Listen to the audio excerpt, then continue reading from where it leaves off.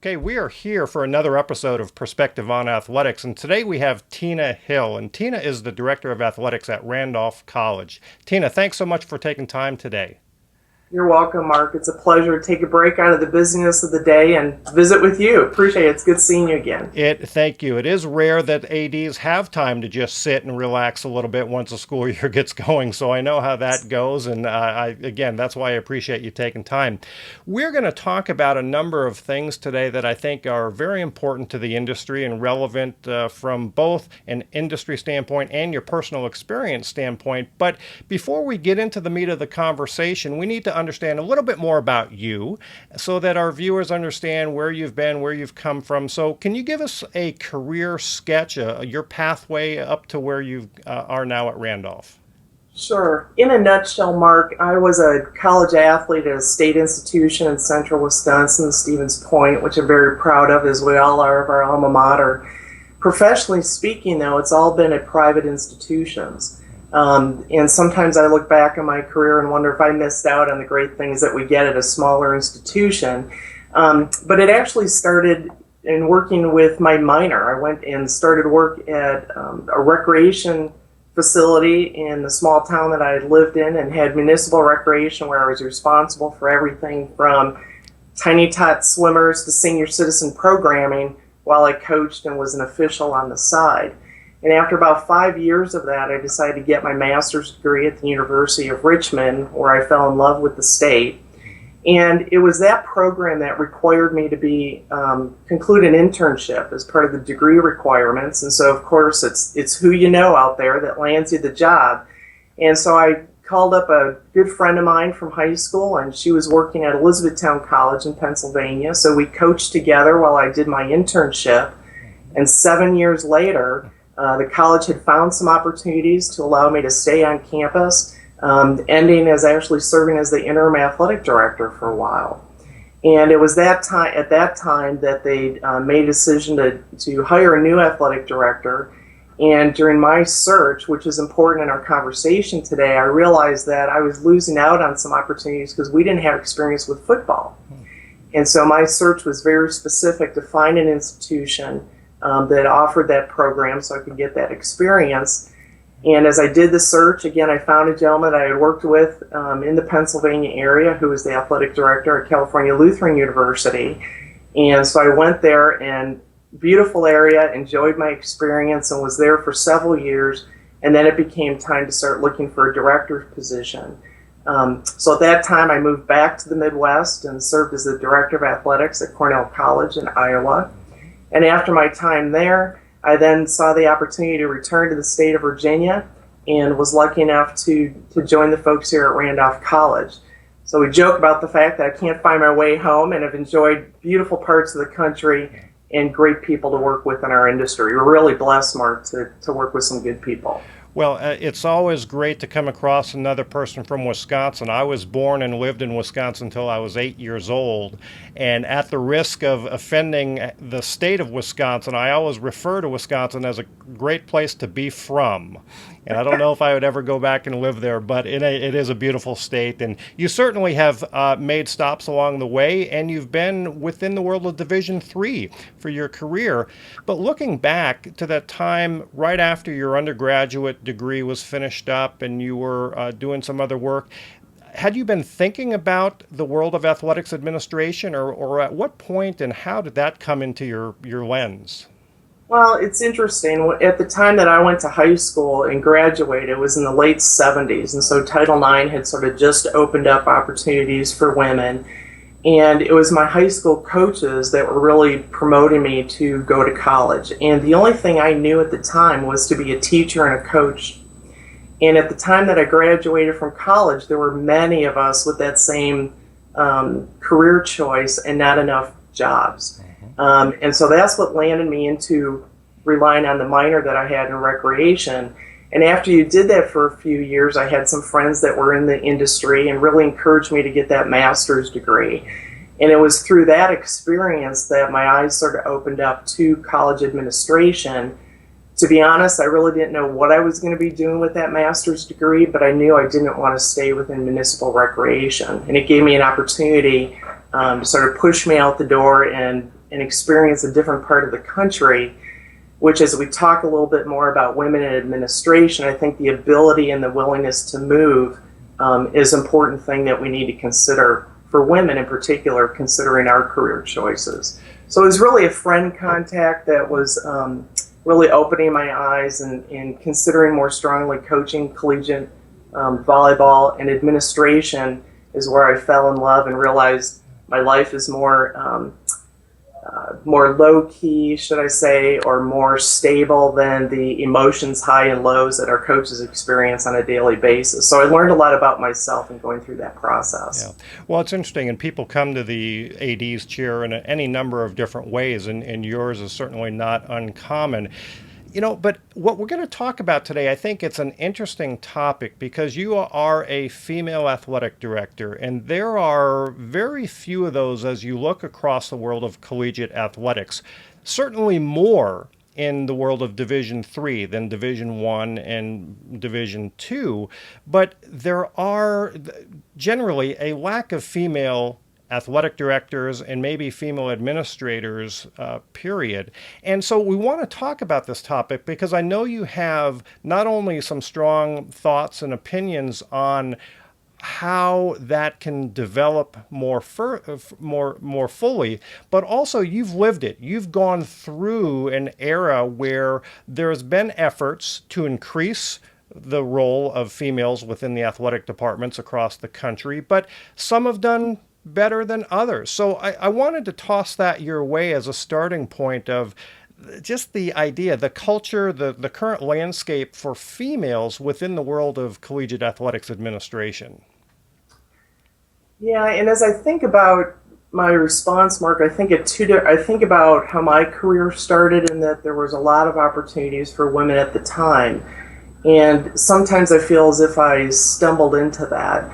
But what I remember is it was my coaches that talked to me about, Tina, you should consider this. You have some leadership potential.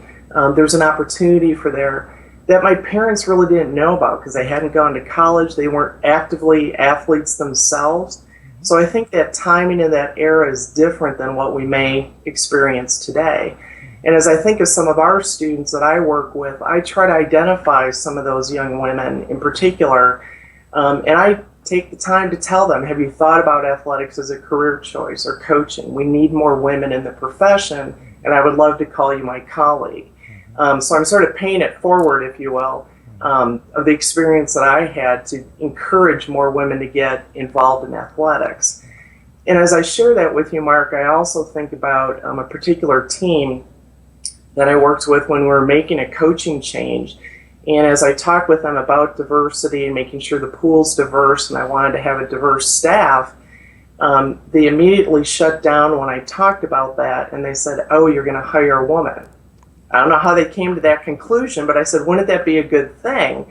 And as we talked more about that, I realized that that generation at the time had only had men in their lives as coaches. And so they didn't have the role models to look up to as I had growing up as an athlete. And so I think we need today to be more deliberate in making sure we have strong women in those roles and they're successful so that the next generation sees that success happening and hopefully those numbers will increase. Right. What about your own experience, though, as you go back at the very beginnings of your career and you were getting involved in administration and then getting that first athletic director job?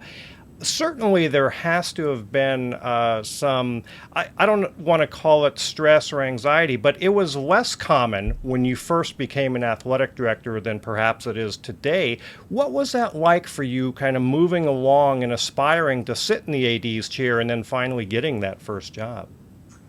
Well, I think for me it might have been good timing, and again, really researching the places that I was going to be applying for and what were they looking for. When I was being strategic and getting football experience, it was because I was being denied the opportunity of having an athletic director position, and I was being told, Tina, you don't have football experience. So I was very strategic in making sure my next stop, if I was too young or didn't have enough experience, to make sure I had football. And so at that point, my experience has been you get at an institution, you probably do as much work as you can, and you start getting itchy of what's next. And so at that time, I started feeling that in California, and I was looking for, again, director positions. I happened to be intrigued with the opportunity at Cornell because they were just going through a process at the institution of no longer passing that responsibility around to members of their department. And it was the first full-time athletic director opportunity that they had. And it was a bonus that it was going to be a female coming in. And so I found that interesting from an institutional perspective. I think my timing has been good, where I've met the needs of the institution. And I hope I've served them well, in their opinion, as I've moved through. Here at Randolph, it was very similar. As you know, we had been an all-women's college. We were going co-ed, or had at least finished our first year being a co-ed institution. And I think historically it was of interest to them to make sure that there was a female in that role as we develop as an institution. And I think as women, we do bring different ideas and experiences to the table that our men don't. Although I also can tell you that I've been blessed with the men that I've worked with that have mentored me along the way. And I know that's not true across the country. So I think it's a combination of circumstances of when I've been ready to leave, when they're looking for a new perspective, and having that experience in Division III has been very important as we move forward.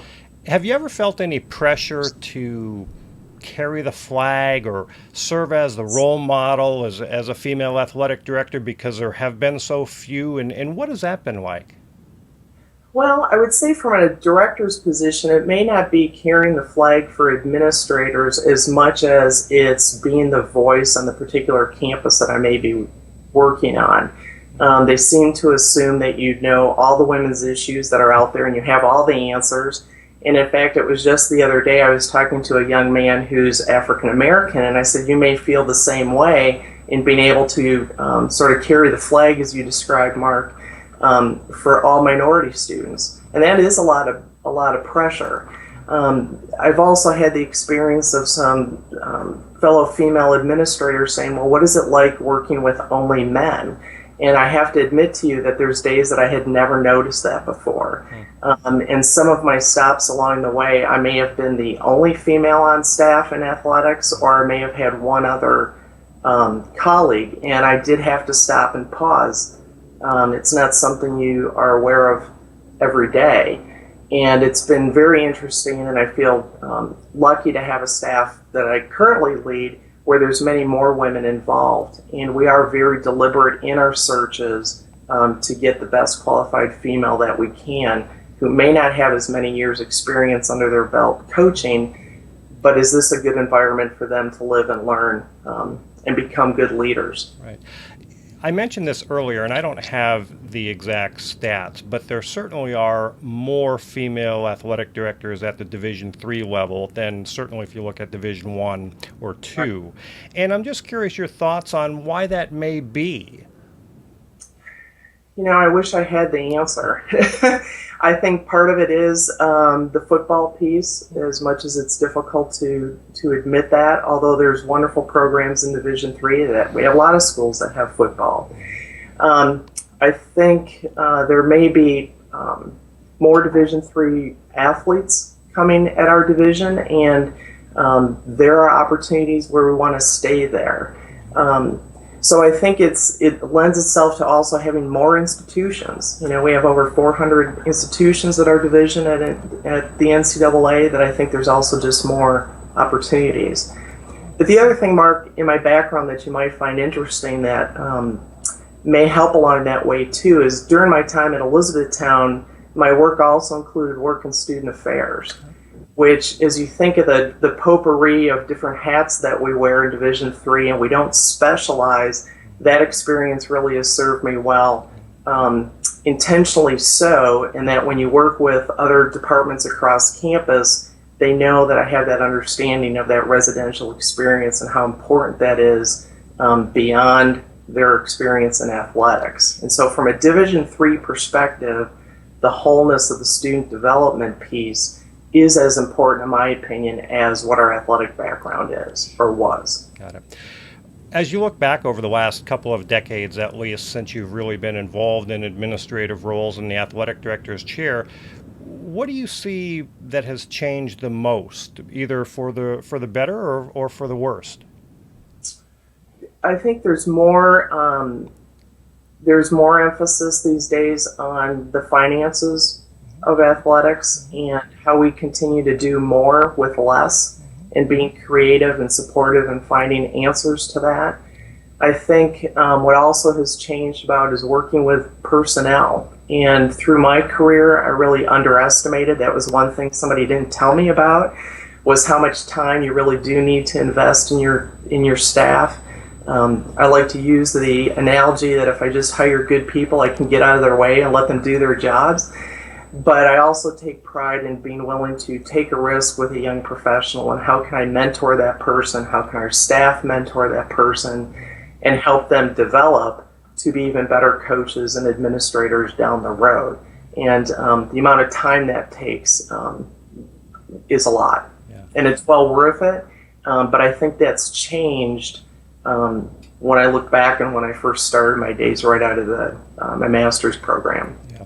Well, that transitions us to, I think, our next topic, which I know you care an awful lot about, developing young people and young administrators, coaches, and moving them along. And that relates to our discussion in the sense that as we look at especially female administrators or females in the industry of college athletics, how are we going to develop the next wave? How are we going to keep things moving forward in the right direction? What's it going to take? What do we need to do? And what are your thoughts on where things are headed? As I think about that, Mark, I think it starts with what I mentioned earlier of sort of nudging them in the direction and getting them to think about us. I don't think young people really think about administrators, or coaches as being a career choice.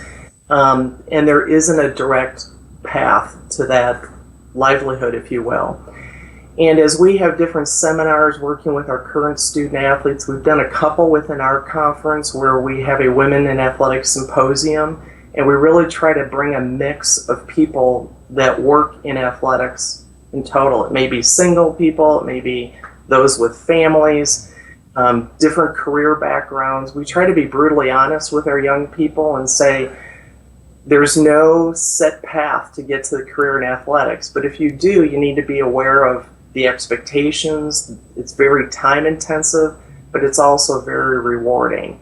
And if that's something that you're compassionate about and very passionate about, it's a great opportunity, and no one experience is the same. And I'm not sure you can say that about different industries that are available to people to select. Right. Are organizations like NACWA doing the right things? Are there opportunities within NACWA and others to really embrace this world of collegiate athletics and take young females and help mentor them along the way? I'm glad you mentioned that organization. It's an outstanding one who has really done a lot of programming for those of us that are administrators, and I've met some of my best friends at those opportunities. And what's great about them is you can come together, you can put all your cards on the table and compare notes about how people are doing different things and solving the same problem in different ways. I often come back from those realizing that my situation may not be as bad as others, which is good. But the best part of that is being able to pick up the phone at any time, because you may not have a confidant on campus that you can share a particular situation with. And knowing that you can call somebody else up across the country in another league in your conference and share with them what you're experiencing, one, it helps you to know you're supported, but two, it gives you another opinion on how to solve those problems. The NCAA has been doing a great job also providing different grant opportunities for young people to explore either internships or even 3-year commitments to institutions.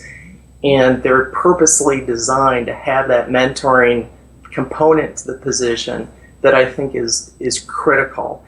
And I would just say, Mark, that the mentors don't have to be females. Several of my mentors are males who have looked to me as their mentor, almost role reversal sometimes.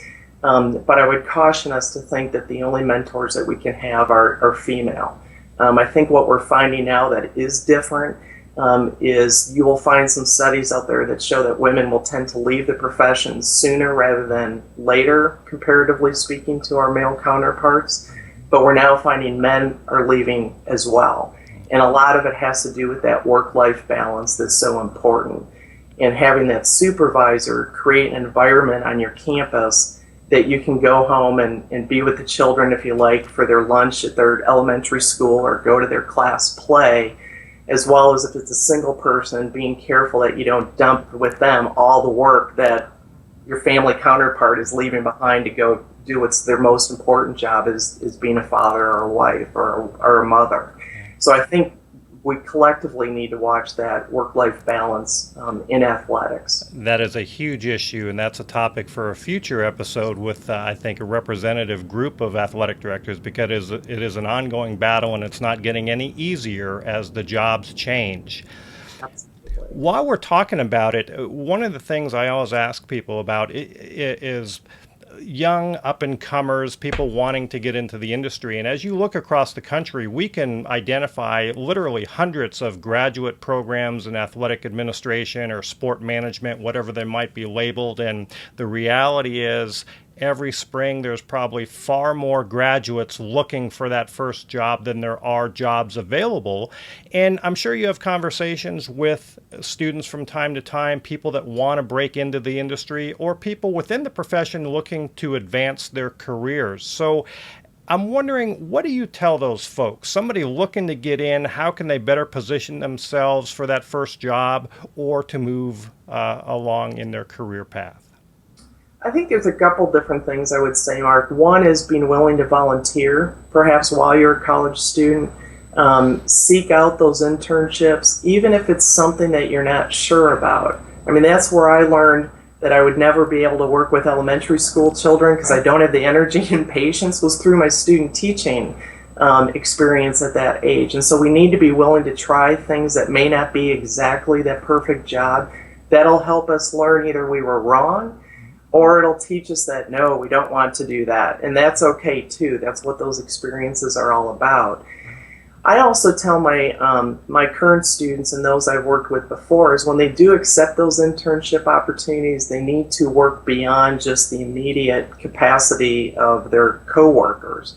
They need to meet and introduce themselves to those that do hiring either on that campus or other campuses, and that they need to be responsible for those introductions. Because so much in our industry, as the cliche goes, it's not who you know, it's what you know. That has served me well, and I really encourage our students to make sure they're taking the initiative, that they're extending the hand in a meeting and shake hands, tell their story. Don't sit back and allow somebody else to do that for them, or they will not be successful. And so that networking is critically important. Sure. And as an athletic director at several different places, you've been in the position to hire quite a number of folks, both coaches and administrators, or combination positions, as is the reality at many Division III institutions. But what do you look for? And as you're, again, thinking about advice for up-and-comers, as an athletic director, are there things that stand out when you meet candidates that really help you identify, I think this is going to be the person I want to hire? It does. I think it matters a little bit on the position that I'm hiring, what I look for, but collectively it's being able to be well-spoken, that they write clearly, that they have an appreciation for us as an institution. Unfortunately, some of our Division I student athletes, while they might be great athletes, really don't understand us as an institution, but their resume is very impressive. And so for a Division III program, those candidates really need to convince me that they understand what we provide, that it's more than having a GPA over a 2.0 and that they're going to win a national title. It's about how are they going to develop that student as a whole, and how do they communicate that. The other thing I look for is a diverse experience, and that doesn't necessarily mean with different sports. But have they they've done something unusual. If there's no connection to Division III, that makes me a little leery. But have they done different things? Do they have different interests? Or is it only about their gymnastics experience and that's all they know? That concerns me, again, from the development of our students. If that individual isn't as well-rounded, will they be expecting their students to be well-rounded? And in particular for coaches, when we're hiring those that would be male-dominated, whether it's a baseball coach or a football coach, I look at their references. And if they don't have a female listed as a reference, I wonder what they were doing at that institution. So who they list as a reference, I'm looking for, do they have somebody from student affairs? Do they have somebody from admissions? Somebody who can comment directly about their work experience is important. Do they have somebody of color? Now, obviously, you can't necessarily tell that in the paper, but I look for, again, that diversity that they're bringing to the table, where they understand what it means that they're doing more than just working with that student. They need to be able to communicate with admissions, with financial aid, with our friends in development, with student affairs, and I look for that wholeness in their resume and their presentation. I think those are great points, and I appreciate you sharing your thoughts about that. One other thing I always ask our guests about is leadership. And it seems increasingly important in the world, but certainly within the world of collegiate athletics, leadership has been a hot topic on many different levels. And I'm curious just your thoughts on leadership. What does good leadership look like? What do good leaders do? And what makes effective leadership in the world today, and maybe particularly for athletics?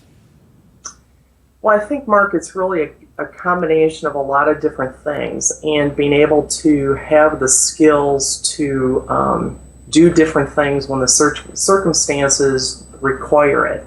I had this exact conversation with a student just the other day who was interviewing me and trying to talk about the difference between management and leadership. And as we think about that and how I try to conduct myself in working with our coaches, it's being a good listener, certainly being able to treat our staffs differently and fairly and not always the same, because again, different people in different situations require a different response from me. It's certainly examples. I would never ask them to do something I either haven't done myself or being willing to do right beside them. That includes sweeping the floor here in Division III. We do it all. We're janitors sometimes as well. But leading by example, and probably my thing that really drives me in making decisions, are we making decisions, the right decisions for the right reasons? And as my coaches come to me and we sort of debrief of a challenge that they might be having, that's typically a question that I'm posing to them. If they want to relieve somebody from their status of being a team member, or how they may be going about working with a colleague across campus, are we doing the right thing for the right reasons? And I think those are important. And if your principles are sound, then you'll make the right decision. I think those are great thoughts. Tina, we've come to the end of our time. That's great. It goes by fast, doesn't it? It does. Well, I want to thank you again for taking time out of a very busy schedule, I know, and sharing your thoughts today. Well, thank you, Mark, and all the work that you do for us as administrators. I always look forward to tuning in to hear what others have to say, and I appreciate your work for us as well. Thank you for saying that. This has been Perspective on Athletics. Tina Hill, the Director of Athletics at Randolph College.